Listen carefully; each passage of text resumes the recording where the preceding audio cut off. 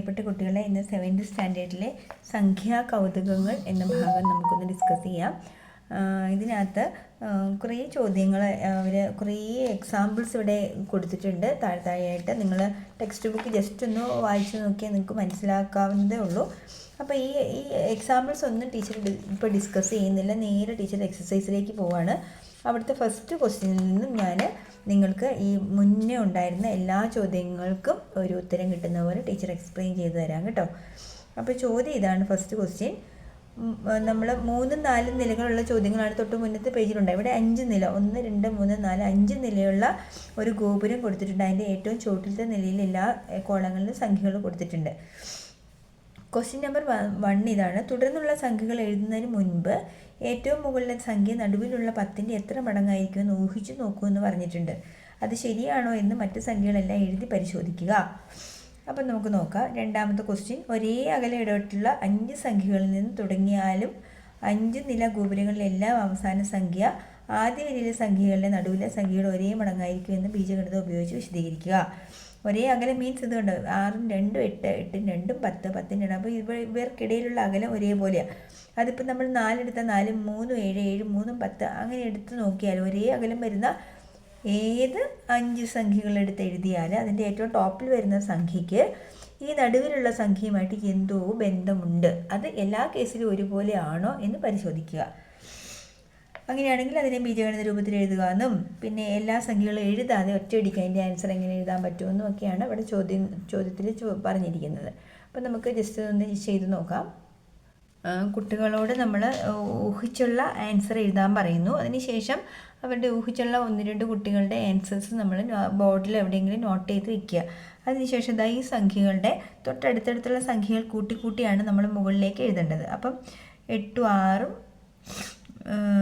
14 10 8 18 10 12 22 12 14 26. ഇത് രണ്ടും കൂടെ ആഡ് ചെയ്തു. 14 18 32 18 22 40 22 26 48 32 40 72 40 48 88 72 88 160 160. അപ്പം ഇങ്ങനെ നമ്മൾ ടേബിൾ പൂർത്തിയാക്കി. ഇനി ഇവിടെ ഒന്നാമത്തെ ചോദ്യം എന്താണ്?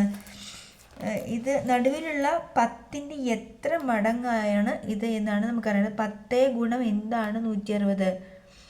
10 ഗുണം 16, അതായത് ഇതിൻ്റെ 16 മടങ്ങാണിത് കൂടുതൽ. ഇവിടെ എന്ത് സംഖ്യയാണെങ്കിലും ഇവിടെ ഏത് സംഖ്യയാണെങ്കിലും ആ സംഖ്യയുടെ 16 മടങ്ങായിരിക്കും ഇവിടെ മുകളിൽ വരും. നമ്മൾ 4 കോളവും അല്ലെങ്കിൽ 3 ഗോപുരം വരെ ഉള്ളതൊക്കെ നമ്മൾ തൊട്ട് മുന്നിൽ പാഠഭാഗം പേജുകൾ നിങ്ങൾക്ക് ചെക്ക് ചെയ്താൽ മനസ്സിലാവും. അപ്പോൾ അത് വെച്ച് നോക്കുമ്പോൾ 1 2 3 4 ഗോപുരം മുകളിലേക്ക് എടുക്കുമ്പോൾ 4ൻ്റെ 4 മടങ്ങായ 16 കൊണ്ട് ഗുണിക്കണം. 10 ഗുണം 16 എൻ്റെ 160. ഇനി ഇത് ഈ ഒരേ അകലം വരുന്ന എല്ലാ സംഖ്യകളിലും ഇത് ശരിയാണോ എന്ന് നമുക്കൊന്ന് പരിശോധിച്ച് നോക്കാമേ.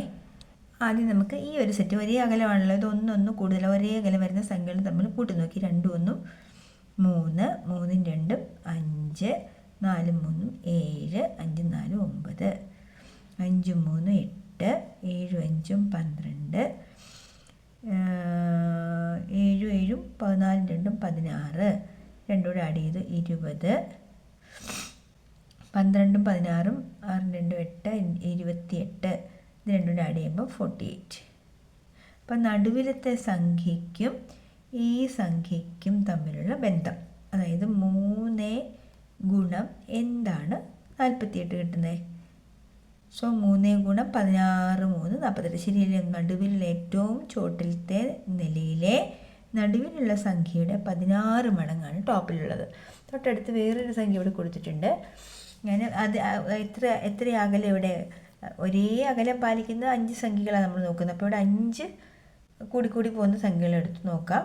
അപ്പോൾ ഇത് ചെയ്ത് നോക്കാതെ തന്നെ ചിലപ്പോൾ നിങ്ങൾക്ക് പറയാൻ പറ്റുള്ളൂ മിഡിലുള്ള സംഖ്യയുടെ 16 മടങ്ങ്, അതായത് 15 ഗുണം 16 അതായിരിക്കും അവിടെ വരുന്ന ആൻസർ. ഉറപ്പായിട്ടും അത് തന്നെയായിരിക്കും. ഓക്കെ, അപ്പം നമുക്കൊന്ന് സം ആഡ് ചെയ്ത് നോക്കാം.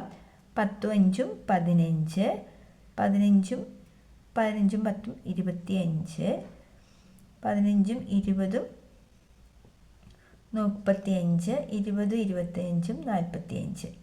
ഇത് രണ്ടും കൂടി ആഡ് ചെയ്താൽ 25 10 35 40, 25 35 60, 35 45 80, 40 60 100, 60 80 140, 100 140 240. നോക്കാം, 15ൻ്റെ 16 മടങ്ങ് നോക്കാം, അതാണോ എന്ന്. 30 3 5 1 0 4 2. കറക്റ്റാ അല്ലേ? മിഡിലുള്ള സംഖ്യയുടെ 16 മടങ്ങാണ്. ഈ 5 നില ഗോപുരങ്ങൾ വരുമ്പോൾ ഒരേ അകലം പാലിക്കുന്ന സംഖ്യകളാണ് ചുവട്ടിലത്തെ നിലയിലെങ്കിൽ അവയുടെ ഏറ്റവും ടോപ്പിലുള്ള സംഖ്യ കണ്ടെത്താനുള്ള എളുപ്പമാർഗം മിഡിൽ നമ്പറിൻ്റെ 16 മടങ്ങ് എടുത്താൽ മതിയാവും. ഇതിന് ആൾജിബ്രയ്ക്ക് ഫോമിൽ എക്സ്പ്ലെയിൻ ചെയ്യാൻ ആവശ്യപ്പെട്ടിട്ടുണ്ട്, അതും കൂടെ നോക്കാം. നമ്മുടെ ഈ കണക്ക് മുഴുവൻ നമ്മൾ ഓടിച്ചത് ഈ മിഡിൽ നമ്പറിനെ ബേസ് ചെയ്തുകൊണ്ടാണ്. അപ്പോൾ മിഡിൽ നമ്പറിനെ നമ്മൾ എന്തെന്ന് വിളിക്കുന്നു? എക്സ് എന്ന് വിളിക്കുക. തൊട്ട് മുന്നിലുള്ളത് എക്സ് മൈനസ് 1, ഇത് എക്സ് മൈനസ് 2, ഇത് എക്സ് പ്ലസ് 1 എക്സ് പ്ലസ് 2. ഇത് രണ്ടും കൂടെ ആഡ് ചെയ്താൽ എക്സും എക്സും 2x മൈനസ് 2 മൈനസ് 1 മൈനസ് 3 എന്ന് വരും. എക്സും എക്സും 2x മൈനസ് 1, ഇവിടെ എക്സും എക്സും 2x പ്ലസ് 1, ഇത് എക്സ് പ്ലസ് എക്സ് 2x 2 1 3. ഇനി എന്ത് ചെയ്യുക? ഇത് രണ്ടും കൂടെ ആഡ് ചെയ്യുക. 2x 2x 4x minus 3 minus 1 minus 4. 2x 2x 2x 4x minus 1 plus 1 cancel ആവും.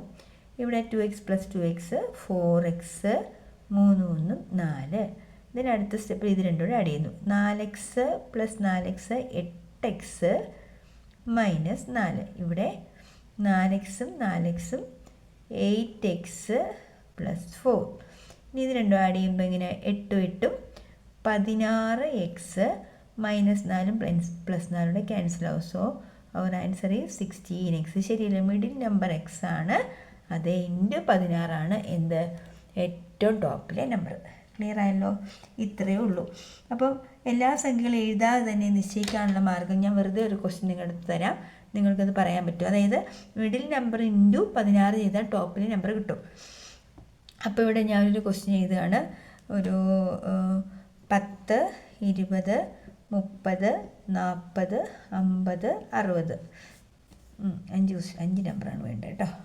അപ്പം ഏറ്റവും ടോപ്പിൽ 5 നില ഗോപുരമാണ് നമ്മൾ പണിയുന്നതെങ്കിൽ 5ാം നിലയിലെ ഗോപുരത്തിൽ വരുന്ന സംഖ്യ ഇതിൻ്റെ 16 മടങ്ങ് 16 3 48 480 ആയിരിക്കും ഏറ്റവും ടോപ്പിലുള്ളത്. മനസ്സിലാകുന്നുണ്ടല്ലോ? ആ ഗോപുരത്തിൻ്റെ ഏറ്റവും ടോപ്പിൽ വരുന്ന സംഖ്യ എന്ന് പറയുന്നത് 480 ആയിരിക്കും. ഇത്രയേ ഉള്ളൂ ഫസ്റ്റ് ക്വസ്റ്റ്യൻ.